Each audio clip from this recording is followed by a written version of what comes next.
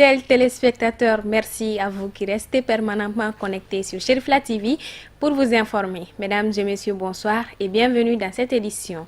Les jeunes ressortissants de la commune de Dougolovla en Angola se soucient du bien-être de leur population à travers des remises de matériels médicaux et redonnent le sourire aux malades. C'était au cours d'une cérémonie le vendredi 16 septembre à Touba en présence des autorités de la commune. Suivez le reportage de nos envoyés spéciaux à Touba. Malgré les difficultés rencontrées pendant l'immigration, les ressortissants de Touba en Angola ont voulu être solidaires en donnant le sourire à ceux qu'ils ont laissés derrière eux. Ces dons de matériel, vraiment, nos parents ici ont vraiment besoin. Et c'est pour cela qu'on a fait un effort pour chercher ces matériels et remettre à nos parents ici. L'appel qu'on a à lancer à la population, qu'ils n'ont qu'à vraiment entretenir bien ces machines. Vraiment, ça va nous donner de courage et faire un autre don. Et ça va nous aider aussi beaucoup dans l'avenir, Inch'Allah. On doit faire des exemples. Nous, on a fait des exemples. Et d'autres aussi vraiment doivent faire le même exemple. Qu'on puisse aider nos parents qui se trouvent ici au pays. D'une valeur de 15 millions de francs CFA, ces matériels sanitaires permettront la prise en charge efficace de la population et surtout des femmes enceintes. Ces matériels viennent à point nommé, vu que le centre avait besoin de ces matériels-là. Nous, on ne fait que remercier ces ressortissants et nous demandons toujours à ces ressortissants de ne pas oublier le pays. Ça va nous aider beaucoup, surtout sur le suivi des femmes enceintes lors des CPN. Les autorités de la commune de Dougoulomvla se disent fiers de cette jeunesse qui est le pilier du développement de la commune. Aujourd'hui, c'est un jour heureux, comme le chef de cabinet vient de le dire, parce que ce groupe de jeunes issus de différentes familles, de différentes localités, de cette localité de Touba, de Dougoulomvla, ont pensé derrière eux qu'il y avait un petit manque. Et ce petit manque, c'est l'accès efficient et efficace des soins de santé des parents qu'ils ont laissés derrière eux. Et lorsque la jeunesse donne le ton, j'en suis sûr que la suite sera encore plus grandiose. Les jeunes ressortissants de Touba en Angola exhortent la population à faire bon usage de ces matériels. Les associations pour le Mali, APM, ont organisé une journée de dons d'essence ce samedi 17 septembre, parrainée par Maître Mohamed Ali Bachili. L'objectif de cette journée était de soutenir les forces armées et de sécurité de notre pays. Ousmane Sogouré et Ibrahim Koulibaly. Soutenir nos forces armées et de sécurité dans leurs missions régaliennes qui sont entre autres la défense de la patrie et de l'intégrité territoriale, la protection des personnes et leurs biens, mais en outre la lutte contre le terrorisme. Tel est l'objectif que s'est fixé les associations pour le Mali APM à travers l'organisation de cette journée de dons de sang. L'association a organisé cette cérémonie pour montrer sa solidarité avec l'engagement de toutes nos forces armées et de sécurité à combattre le terrorisme dans notre pays. Il n'y a que de se souvenir qu'il n'y a pas encore longtemps, en 2012, nous devrions aller aux élections, que cela n'a pas été possible à cause de l'envahissement de notre territoire par des hordes de terroristes et de narcotrafiquants. À l'époque, notre souci était de retrouver tout simplement notre pays et d'y vivre en toute quiétude. Nous n'avions pas à l'époque le souci de nos querelles actuelles, de l'opposition, de la majorité. Non. Cette journée de don de sang, pourquoi nous l'avons organisée? Nous l'avons organisée pour encore nous souvenir de sécurité qui ont tout donné pour notre pays. Quand les choses se sont passées,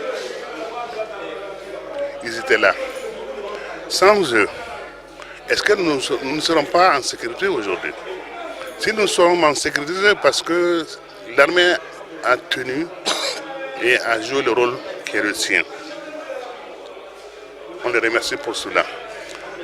À Bamako, ou à l'intérieur, nous voyons des forces de police, des forces de gendarmerie. Mais s'ils n'étaient pas là, est-ce que nous serons en sécurité dans ce pays-là? Non. Il faut que nous leur soyons reconnaissants. Nous les en sommes reconnaissants. Nous, au niveau des APM, nous saluons leur effort, leur engagement pour le pays. Et nous leur demandons de faire encore plus. Nous voulons aussi saluer la mémoire de ceux qui sont tombés sur les champs de l'honneur pour ce qu'ils ont fait, pour le don de soi qu'ils ont eu à faire pour notre pays.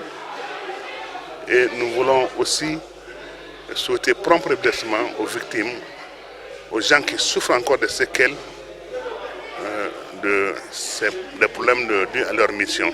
Cette journée de don de sang est d'une importance capitale. Elle a été sous la supervision des agents sanitaires compétents pour mener à bien le travail. Il faut déjà remercier les dirigeants APM pour cet événement honorable qui s'inscrit dans le cadre des visions des APM, qui sont une vision de partage et de don.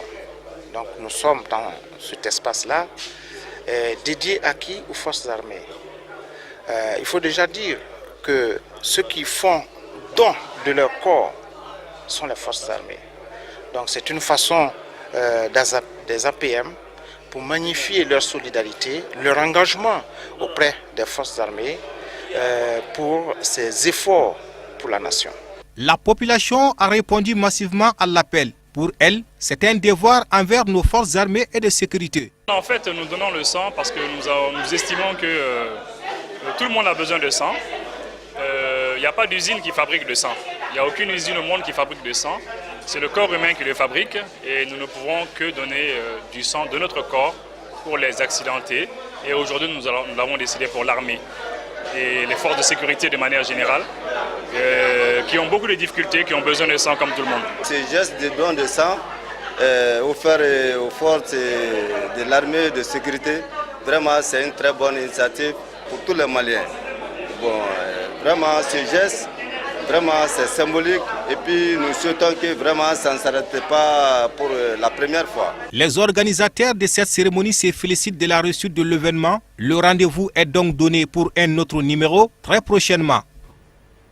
L'actualité africaine de ce jour nous amène au Burkina Faso, où l'ancien premier ministre de Blaise Compaoré en exil à Abidjan a été placé sous mandat de dépôt et inculpé pour assassinat.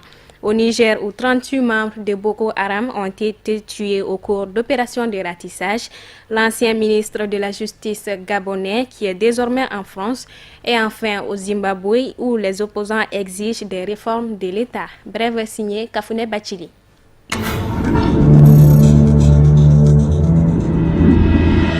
L'ancien premier ministre de Blaise Compaoré en exil à Abidjan était rentré la semaine dernière pour être entendu par la gendarmerie dans le cadre de l'enquête sur les victimes de l'insurrection populaire d'octobre 2014. Mardi dernier, Luc Adolphe Otiao a été attendu par les enquêteurs de Ouagadougou. Il a été ce vendredi 16 septembre placé sous mandat de dépôt et a été inculpé pour assassinat. Il est accusé de coups et blessures volontaires, assassinat et complicité d'assassinat, selon le procureur de la Haute Cour de justice. Plusieurs autres ministres de son gouvernement avaient également été auditionnés le 6 septembre dernier dans le cadre de la même affaire, mais ils avaient tous regagné leur domicile.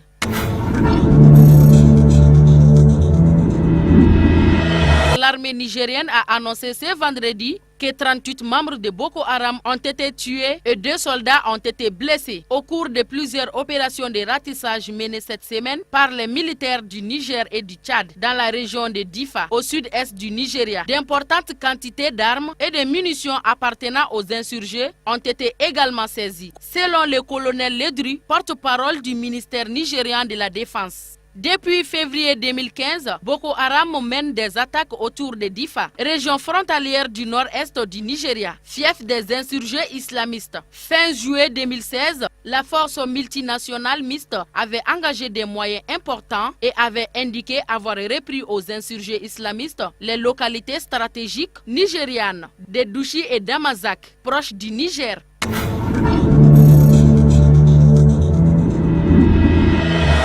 Au Gabon, l'annonce avait fait grand bruit au Gabon. Séraphin Moundougou, l'ancien ministre de la Justice, est désormais en France. Il assure qu'il craignait pour sa sécurité s'il restait au Gabon étant donné le contexte de répression. Il explique d'avoir subi des pressions dès le 1er août, soit avant la publication des résultats et alors qu'il tentait encore de convaincre le président Ali Bongo d'accepter un recomptage des voix. Mais surtout, il raconte que dans la nuit du 6 au 7 septembre qui a suivi sa démission, des civils congolais se seraient rendus à son domicile dans le but de l'assassiner.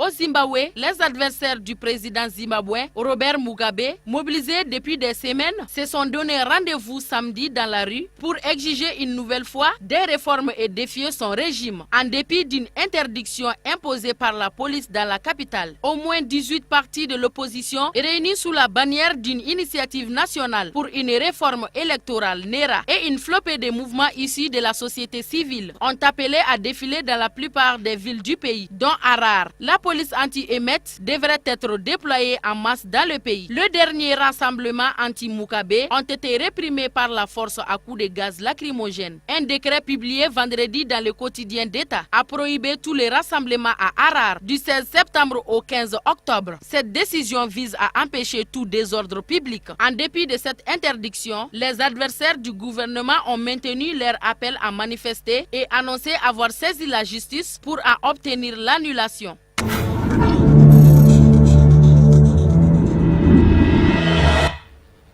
Page noire de cette édition, le général Sada Samake n'est plus. Il tire sa révérence à l'âge de 63 ans. Décès survenu ce matin à la suite d'une courte maladie. L'ancien ministre de la Sécurité intérieure et de la Protection civile a été un illustre serviteur du Mali jusqu'à une date récente. Acteur du mouvement démocratique et jadis membre du CSTP, il a participé au coup d'État de 1991. Ministre plusieurs fois et grand commis d'État, Sada Samake laisse derrière lui une famille inconsolable et des proches durement éplorés. Toute la rédaction de Sherifla TV présente ses condoléances les plus attristées à la grande famille Samake. Que son âme repose en paix. Fin de cette édition. Merci de l'avoir suivi. Le programme continue sur Sherifla TV. Bonsoir.